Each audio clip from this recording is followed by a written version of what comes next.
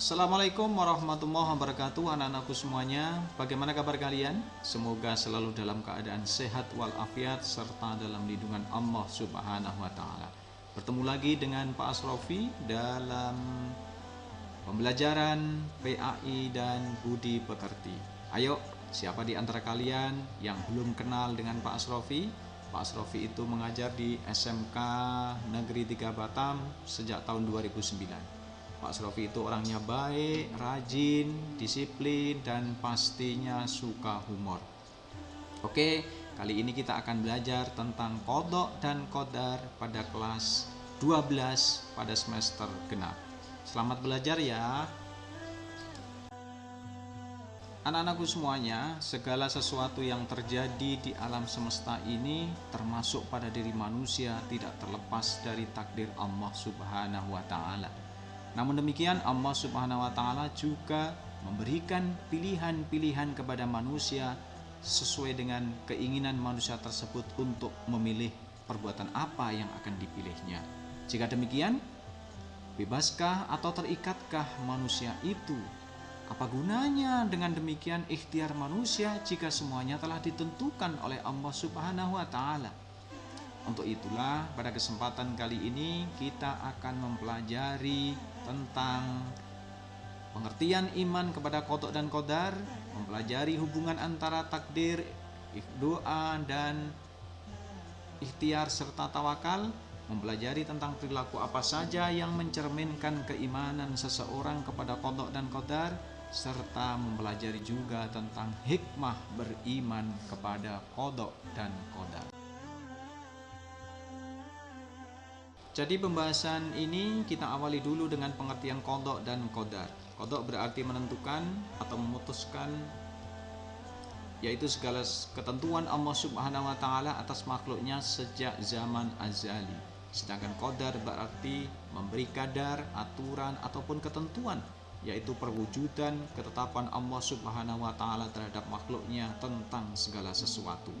Dengan demikian, apa beda di antara qadha dan qadar tersebut? Qadha ditetapkan Allah Subhanahu wa taala sejak zaman dahulu, sedangkan qadar bersifat baru.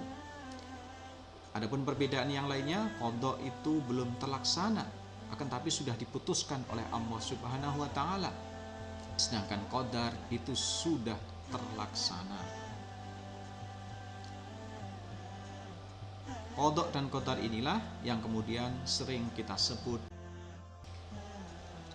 firman Allah Subhanahu wa taala di dalam Quran surat Al-Furqan ayat 2 yang berbunyi, A'udzubillahi minasyaitonirrajim. Bismillahirrahmanirrahim.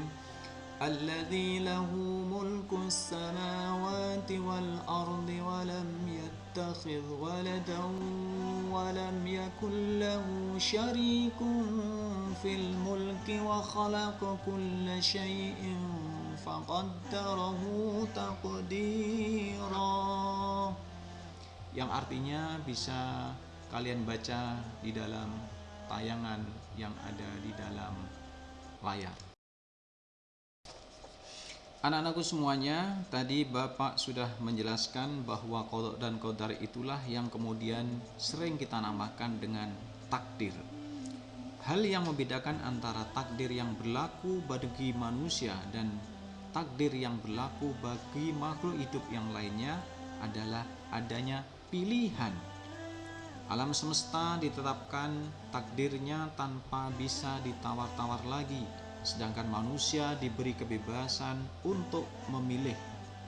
Pilihan manusia itulah yang akan dimintai pertanggungjawaban oleh Allah Subhanahu wa taala, karena manusia memilih atas kesadarannya sendiri di bawah naungan hukum-hukum Allah Subhanahu wa taala. Selanjutnya, takdir itu ada dua macam. Yang pertama adalah takdir mubrom, yaitu takdir yang pasti akan terjadi dan tidak bisa dihindari. Jadi kita dipaksa. Manusia harus menjalani dan tidak punya pilihan sedikit pun. Contohnya kelahiran, kematian, postur tubuh atau fisik kita, bentuk muka, warna kulit kita dan sebagainya. Adapun yang kedua adalah takdir mu'allaq atau ketetapan Allah Subhanahu wa taala yang dikembalikan kepada usaha manusia untuk mencapainya. Contohnya, jika kita ingin pandai maka kita harus belajar. Jika kita ingin sukses maka harus bekerja dengan giat dan sebagainya. Anak-anakku semuanya, yang berikutnya adalah ikhtiar.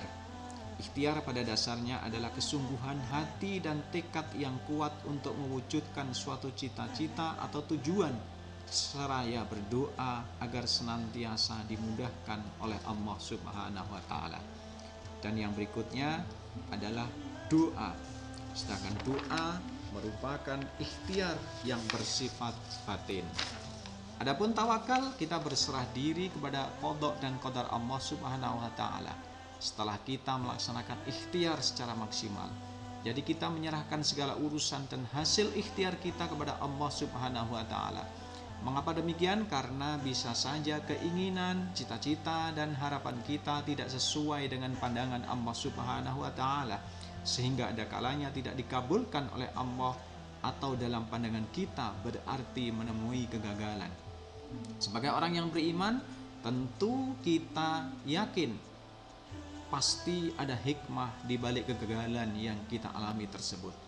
Dengan demikian, untuk bisa menjalani hidup yang benar, maka kita harus menerapkannya secara berurutan, dimulainya dengan mengimani takdir, berikhtiar dengan sungguh-sungguh, berdoa, dan diakhiri dengan bertawakal kepada Allah Subhanahu wa taala. Anak-anakku semuanya, jadi meskipun Allah sudah menentukan takdir kita semuanya, kita juga tetap harus berikhtiar. Mengapa demikian? Alasannya antara lain adalah satu, tidak ada seorang pun yang bisa mengetahui takdir baik atau buruk dirinya masing-masing. Yang kedua, takdir berjalan menurut hukum sunatullah. Keberhasilan bergantung sejalan atau tidak dengan sunatullah. Apa itu sunatullah nanti akan dijelaskan lebih lanjut. Adapun yang ketiga, jika kita ingin atau kita sudah bersungguh-sungguh ternyata masih gagal juga, inilah yang kemudian dikenal dengan istilah rahasia dari ilahi. Anak-anakku semuanya, takdir Allah Subhanahu wa taala itu berlaku menurut hukum sunatullah, yaitu ketentuan Allah yang berlaku kepada segenap alam, bersifat tetap dan juga teratur. Contohnya, api bersifat panas, es punya sifat dingin, air itu adalah zat cair. Benda yang jatuh dari atas ke bawah itu akan berlaku hukum gravitasi. Siapa yang bersungguh-sungguh, maka tentu dia akan berhasil. Man jadda wajadda. Sekali lagi, sunatullah merupakan ketentuan Allah Subhanahu wa taala yang berlaku kepada segenap alam yang bersifat teratur. Alam tidak mungkin melawan keteraturan tersebut. Berikutnya adalah anak-anakku semuanya, perilaku apa saja yang mencerminkan bentuk keimanan kita kepada qada dan qadar.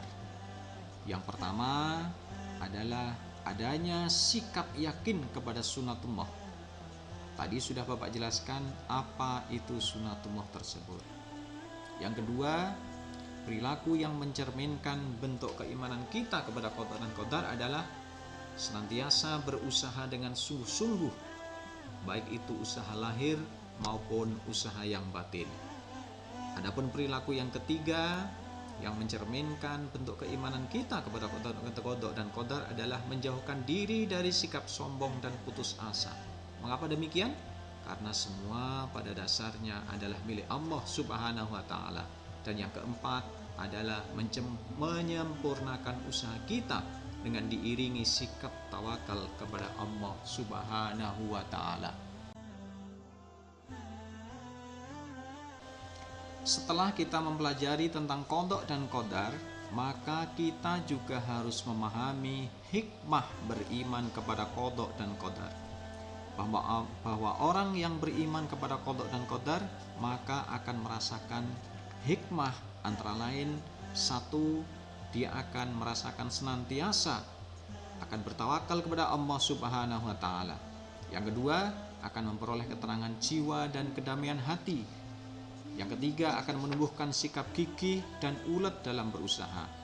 Yang keempat, akan tertanam sikap husnudon kepada Allah Subhanahu wa taala apapun yang kita dapatkan atau kita alami, karena pada dasarnya adalah untuk kebaikan kita juga. Adapun yang kelima, hikmah yang kelima adalah tidak bersifat sombong dan membanggakan diri ketika kita memperoleh apa yang sudah diinginkan. Adapun yang terakhir, hikmah kita beriman kepada qada dan qadar, yaitu sebaliknya apabila tidak tercapai apa yang kita inginkan, itu kita tidak merasa sedih dan juga kesal. Anak-anakku semuanya, demikianlah pembahasan pelajaran kita tentang beriman kepada qada dan